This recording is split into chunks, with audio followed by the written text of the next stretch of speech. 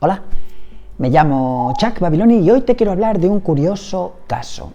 ¿Te has preguntado alguna vez por qué existe esta unanimidad de gusto en relación con el caballero del que te hablo hoy? Hoy te quiero hablar de un pintor que ha logrado la unanimidad tanto del ámbito de los eruditos como de los sencillamente aficionados al arte pictórico. He reflexionado bastante sobre este caso y he llegado a unas cuantas conclusiones. Hoy te las quiero participar. ¿Cómo pintaba Marc Chagall?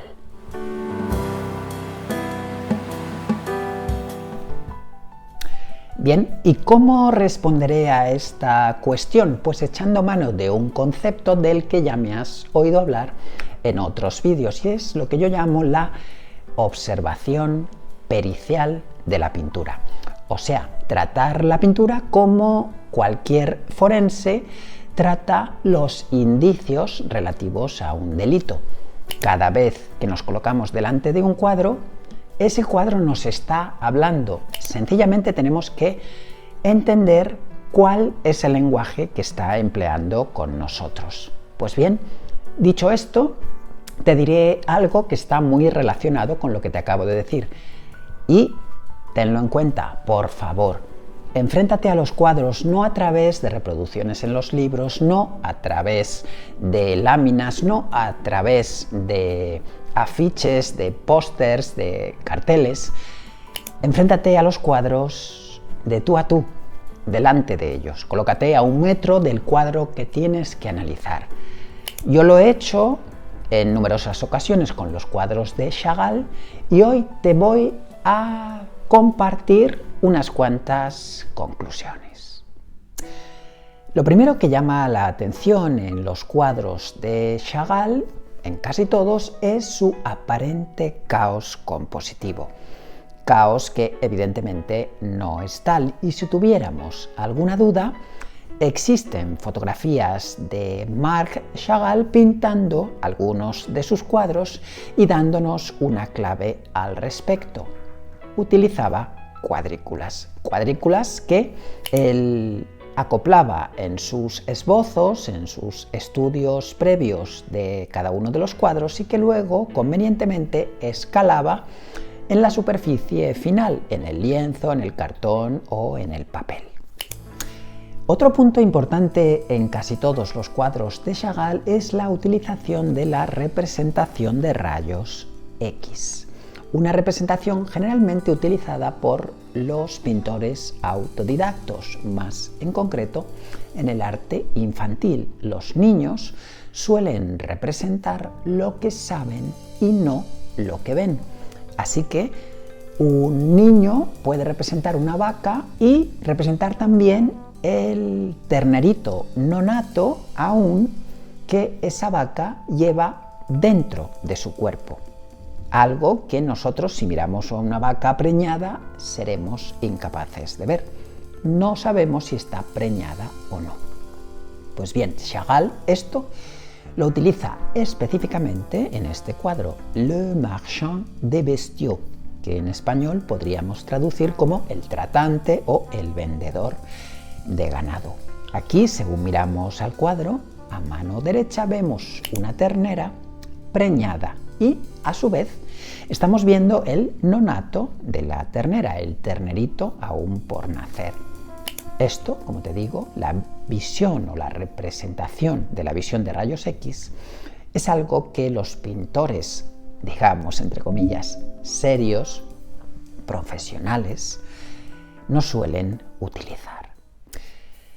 Pasamos a otro punto y para pasar a él, déjame que te recuerde una frase que a veces me has oído utilizar y que es la siguiente: en pintura todo lo que no es figura es fondo. Bien, esta frase la tendremos ahora mismo en la cabeza para algo que te voy a decir en relación con Chagall, y es que en multitud de cuadros, diría que en casi todos, lo que yo detecto es que las figuras o bien se crean contorneando y no necesitando nada más que contornear, o bien se construyen mediante grandes manchas de color empastado. Así que en Chagall no verás que una mancha de color empastado necesite de un contorneo posterior o que una línea que está delimitando un objeto, una figura humana o un animal, necesite ser, entre comillas, rellenada por un color. Así que Chagall se cuida mucho de unir estos dos tipos de procedimiento pictórico. Cuando ha creado una figura con línea, ya no utiliza el color para delimitarla. Y cuando utiliza el color, viceversa, no necesita apoyar con más línea esa figura que ha creado. Y esto, pasando de figura a fondo, nos lleva a cómo crea los fondos. Pues bien, casi siempre Chagall nunca colorea un fondo que abriga a un personaje llegando hasta los contornos del personaje. Siempre deja una pequeña zona evanescente en la que parece que el color del fondo no se ha atrevido a tocar la figura, y esto explica por qué las figuras de Chagall parecen flotar como una especie de nebulosa, de pequeña constelación de vapor, que hace que las figuras no se vean aplastadas por el fondo, no se retraigan hasta el fondo y se mantengan en primer plano. Y esto nos lleva a otro punto en el que aquí sí se ve más maestría, aún si cabe, que en los puntos precedentes, porque en muchas ocasiones Chagall lo que hace es no crear una figura, vale para figura, objeto, animal, flor o edificio, no crea cualquier tipo de estas figuras contorneándolas o, digamos, dibujándolas, sino se acerca a la forma a través del fondo. A veces, digamos que pinta teniendo en cuenta un concepto en negativo. Todo lo que circunda a una figura es un fondo que está creando en negativo la figura que acoge. Otro de los puntos llamativos en la obra de Chagall es que en casi todos sus cuadros se suspende casi al 100% la perspectiva cónica, pero no así la aérea.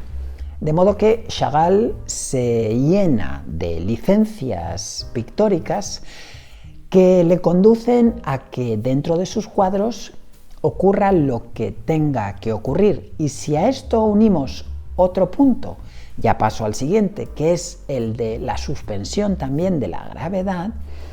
Los objetos en los cuadros de Chagall no se comportan, perdón por aplicar este verbo a objetos, digamos que las personas y los objetos, los animales no humanos, se comportan como si no existiese gravedad sobre ellos, como si su masa no se viera afectada por la gravedad. Así que esto nos hace inmediatamente concluir que las figuras humanas, por ejemplo, pueden volar. Los objetos pueden mantenerse en el aire sin moverse en ningún espacio ni en ningún tiempo. Hay enamorados que se toman de la mano y se dan un paseo por el aire, por el cielo. Hay figuras que pisan edificios, saltan sobre los tejados. Esto es porque Chagall ha suspendido la gravedad. Se ha permitido que lo que no pueda darse en el mundo real se dé en el cuadro. Y esto nos lleva a otro punto fundamental, y es que para Chagall, como para cualquier gran maestro, digamos, el cuadro se convierte en un posibilitador de cualquier cosa. En un cuadro puede pasar cualquier cosa.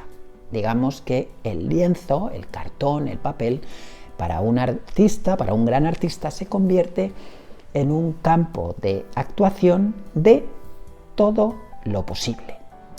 Para el siguiente punto me voy a centrar en este cuadro, Le Violiniste Vert, el violinista verde. Aquí verás que Chagall se toma bastantes licencias. La primera de ellas es que no existe excesiva matización de color. Los colores se crean en gradaciones que no se salen del propio color que hemos graduado. Por ejemplo, en el Gabán verás que el violeta oscuro es el violeta que sale del tubo y los violetas claros son gradaciones de ese violeta con blanco. Algo que resulta un anatema para cualquier pintor, digamos, profesional. Ningún pintor profesional aclara los colores con blanco. Eso solamente lo hacen los autodidactos y, por supuesto, dentro de ellos los niños que aún no saben que los claros y los oscuros se consiguen mezclando con el complementario. Pues bien, Chagall ha utilizado durante toda su carrera esta forma de matizar el color. El color nunca se sale de sí mismo. Los violetas, como ves, son violetas. Los verdes son verdes. Los sienas de la parte inferior siempre son sienas. De modo que no localizarás dentro de unos sienas, de unos marrones, colores que no sean marrones. Dentro de los violetas, ninguno que no sea violeta. Dentro de los amarillos, ninguno que no sea anaranjado o amarillo. Y así sucesivamente con todos. Y esto nos hace ir a otro punto. Y es un punto muy hábil porque Chagall, al mantenerse siempre sin matizar el color, lo que hace es que por muchas figuras abigarradas que coloque en una zona del cuadro, como esas figuras están siempre, digamos, para entendernos, coloreadas con el mismo color, todas ellas con leves matizaciones de este, lo que el ojo, nuestro ojo, percibe es que todas esas figuras constituyen una sola zona. Cuando Chagall, por ejemplo, dibuja un montón de figuras dentro de un azul Prusia, nuestro ojo no ve un montón de figuras abigarradas, amontonadas, en una composición desordenada, sino que comprende que todo eso es un plano azul, azul Prusia. En otras ocasiones esas figuras van sobre un fondo, digamos, vermellón o carmín, y entonces nuestro cerebro se deja engañar por el hecho de que no busca cada una de esas figuras, sino que encuentra, ya no busca, sino que encuentra un plano de color. En este caso, un plano de color vermellón o un plano de color carmín. Otro punto muy importante es el de que cuando Chagall dibuja simplemente un personaje con línea, esa línea casi siempre, no siempre, pero casi siempre es primera línea. Existe muy poca insistencia e incluso a veces uno puede saber dónde comenzó esa línea y dónde terminó, por el hecho de que estamos viendo dónde existe más acumulación de pigmento y dónde se ve que el pincel ha ido perdiéndolo. Así que también esto es más importante de lo que parece, porque lo que vemos en los cuadros de Chagall es nuevamente una metáfora del paso del tiempo. En los cuadros de Chagall no vemos tanto el paso del espacio como el paso del tiempo. Podemos incluso aventurarnos a hacer un recuento aproximado del tiempo que le ha podido costar pintar ese cuadro. E incluso, no solamente dónde comienza un trazo y dónde termina, sino qué velocidad ha tenido ese trazo, con qué violencia se ha pintado, porque el rastro que ha dejado ese trazo cuando termina es bastante leve o bastante apurado o bastante cinético, digamos, tiene gran cantidad de movimiento, cuando en realidad la parte de inicio de esa pincelada hemos visto que es sólida, que es opaca y que se ha pintado, digamos, con cierta serenidad. Y llegamos a un punto crucial hablando de Chagall y de su procedimiento pictórico, y es el relativo a los empastes. Básicamente existen dos formas en pintura de crear colores luminosos. Una de ellas es imprimar el soporte con un color lo suficientemente claro como para que al pintar sobre él permita reflejar la luz. Esta es la razón, por si te lo has preguntado en alguna ocasión, por la que los lienzos se suelen imprimir o en blanco o en amarillo y todos los colores de la gama. Pero también, si uno quiere, se puede imprimir su lienzo de negro. Si queremos crear un efecto, por ejemplo, pizarra, es absurdo partir de un lienzo en blanco. Es mejor partir de un lienzo imprimado en negro y a partir de ahí añadirle claros. Pero en general, y Chagall lo hace de esta forma, Chagall siempre parte de imprimaciones claras. Pero cuando el proceso del cuadro le ha llevado a pintar todas las zonas, esto se ve claramente en sus cuadros, y él se ha dado cuenta de que ha perdido la imprimación clara del comienzo, lo que hace es empastar ciertas zonas.